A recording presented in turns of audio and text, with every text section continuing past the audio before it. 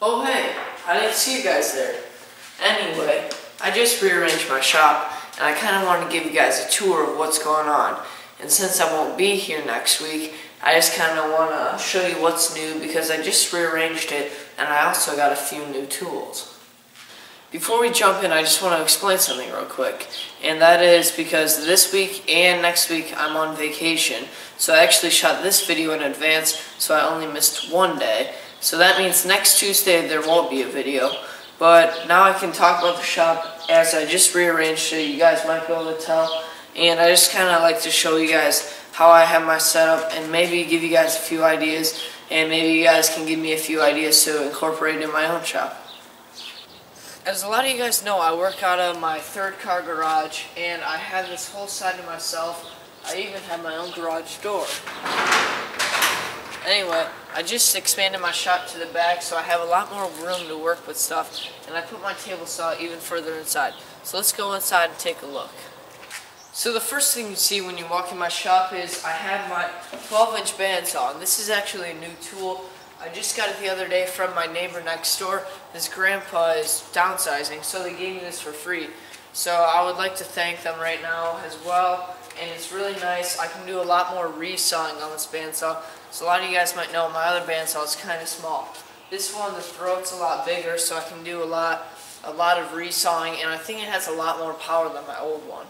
Anyway, I have my bandsaw here when I walk in, so I have all this room to work with my material, kind of operate with it. And then right below I have my planer. Since I use that on some projects, but not all of them. It's kind of down here, so I can pull it out if I need it, but it's not on the workbench ready to go, so I'm not always using it, so I don't really have a need for it to be on the workbench all the time. Then under here I have a few more things for my bandsaw, and then if we look this way, we have my dresser, and this actually holds a few things. On the first drawer, I have a lot of my safety stuff, and I have a lot of like my marking tools, like a stud finder, and just a bunch of stuff.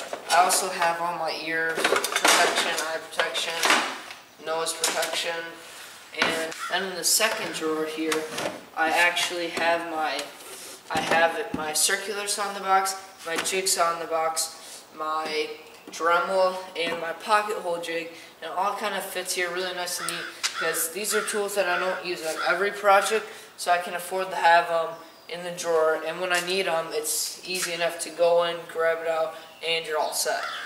In the third drawer here I have my hose for my nail guns and my two nail guns. I have a finishing nailer and a brad nailer, I think, and I also just keep all my nails in here as well because it's kind of easy to keep all in one drawer. The next drawer, this drawer is pretty random. I have part of my Craig pocket hole jig, some Scotch-Brite, just some steel wool, an axe, a rubber mallet, and my handsaw. So this drawer is just kind of like where I put a lot of my random stuff, but it's still somewhat organized. On top here, I have a lot of kind of random stuff, but it's like the most frequent stuff I use. I have my animal cracker jar, and basically it has all my random parts like legs, screws, washers, lock nuts, pretty much anything you can imagine. Over here I just kind of have some random wheels because it's really the only spot I have for them. And I also have some wood glue as well as a gallon wood glue underneath my other workbench. Over here is my 10-foot long workbench, and I actually built this project, and this is titled The Old Workbench. Now you can only find it if you go to my website if you want to watch this video, but over here I have this 4-foot by 4-foot workbench, and you can find that video on YouTube. But anyway, my sanding station consists of my random orbital sander and my just regular palm sander, and basically they fit on the sanding station nice, and I just keep all my sandpaper below, and it stays pretty organized for the most part.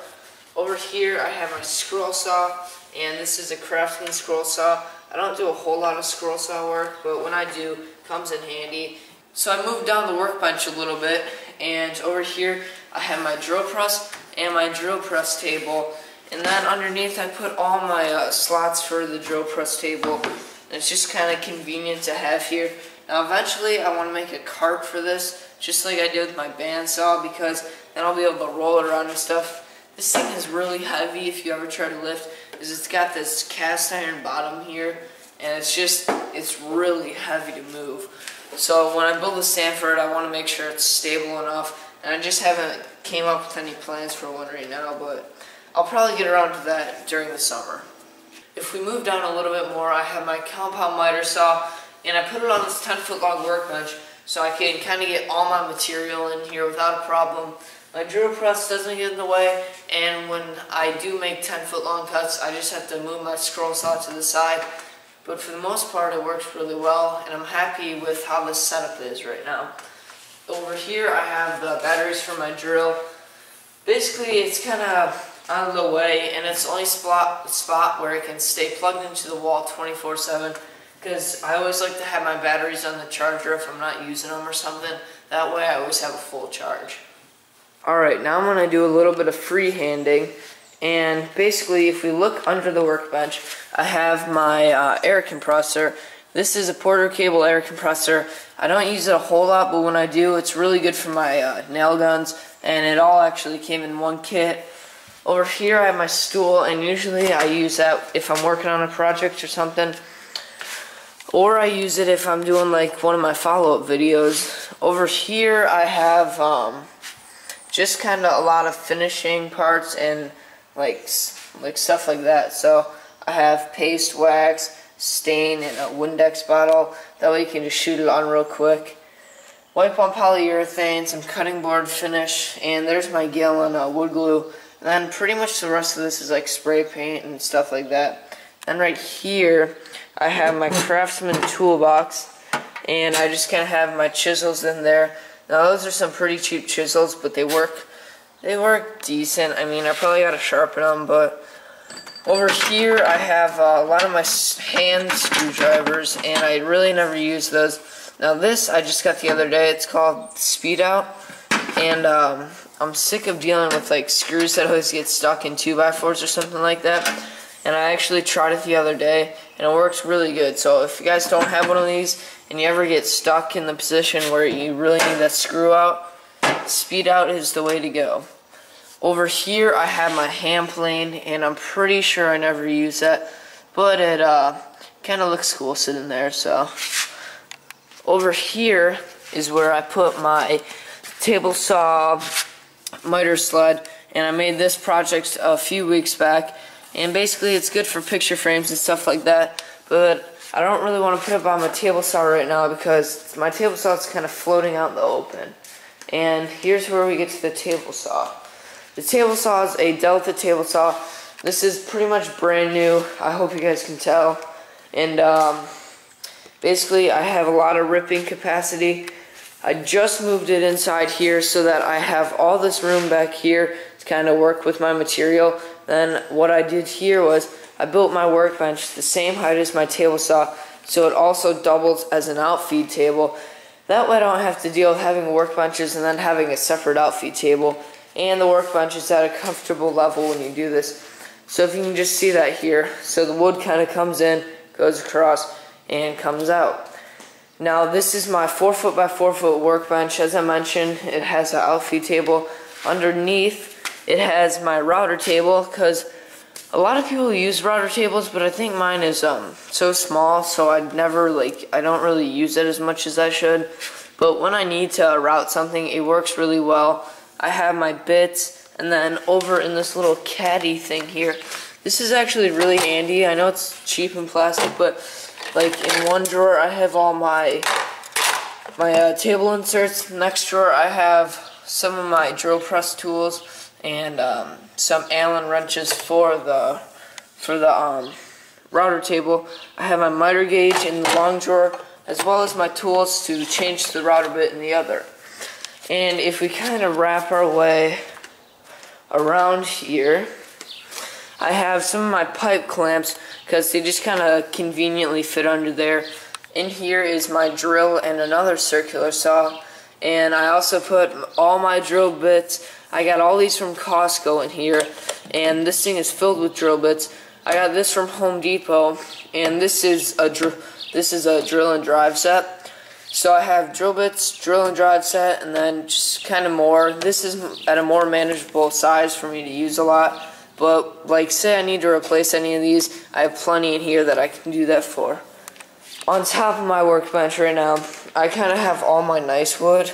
So this is like all the nice wood I have right now. The rest of it's kind of like reclaimed wood over there. But I have some nice cherry that I still want to do a project with soon. I have a little bit of poplar, and basically this is I was doing a lot of Christmas ornaments, and I shortly realized that poplar wasn't really that strong for Christmas ornaments, so I moved on to some oak, and I just have a few scraps left. I figured I can use these for pretty much any project I need, if I need to make splines or something like that. Over here I have a tad bit of maple. You can't really make a project out of it. You probably make an iPod stand, and that's probably what I'll do with these pieces. Over here, just some more cutoffs from my end grain cutting board video, and these are some table legs from a table that I built for my room, and I never took a video of it because that was before I was taking videos, but I built this little nightstand in my room, and it's all out of oak. I really kind of like it, just something really simple to do. And if we follow back over here, I have my lathe, and on my lathe I just have all my tools right underneath. So I have my turning tools, which aren't really the best, probably because they're from Harbor Freight, but they don't really like sell too many good turning tools at Harbor Freight. They just kind of sell like simple cheap ones that will kind of get you through.